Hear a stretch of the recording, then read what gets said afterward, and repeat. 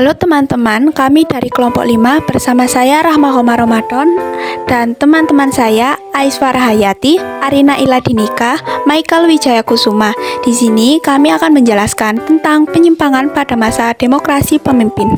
Demokrasi terpimpin merupakan sistem demokrasi yang berlaku di Indonesia dari tahun 1959 sampai 1966, di mana semua kekuasaan terpusat di tangan Presiden Soekarno. Ini memberikan Soekarno kekuasaan yang amat besar dan kuat. 7 penyimpangan masa demokrasi terpimpin. Salah satu bentuk penyimpangan yang terjadi pada masa demokrasi terpimpin adalah terpisahnya penafsiran Pancasila. Perlu diketahui bahwa periode ini dijalankan berdasarkan sila keempat pada Pancasila. Sayangnya, penafsiran tidak dilakukan secara utuh, tetapi menganggap bahwa pemimpin terletak pada pemimpin besar revolusi. Hal itu memicu terjadinya perilaku otoriter. Bentuk penyimpangan yang terjadi pada masa demokrasi terpimpin berikutnya yaitu dibentuknya MPRS atau Majelis Permusyawaratan Rakyat Sementara.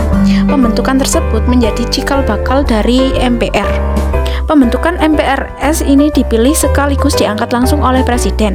Hal ini termasuk bentuk penyimpangan karena seharusnya dipilih melalui pemilu. Bentuk penyimpangan yang terjadi pada masa demokrasi terpimpin lainnya yakni pembentukan DPR atau Dewan Perwakilan Rakyat Gotong Royong. Jabatan tersebut hanya mempunyai peran sebagai instrumen politik bagi lembaga kepresidenan.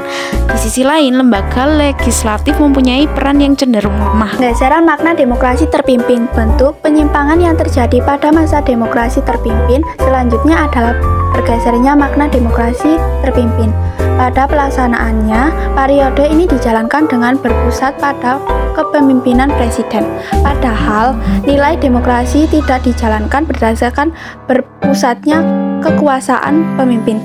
Alhasil, kondisi ini menimbulkan hilangnya kontrol sosial.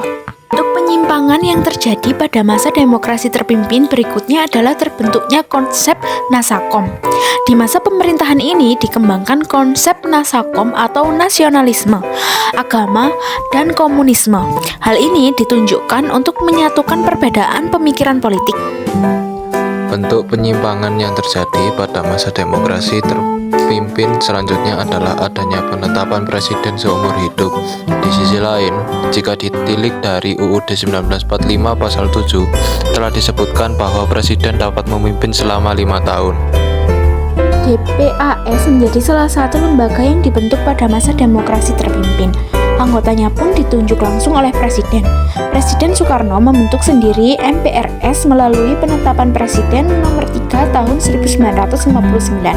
Padahal seharusnya MPRS dipilih melalui pemilihan umum atau pemilu yang sudah diatur dalam Undang-Undang Dasar 1945.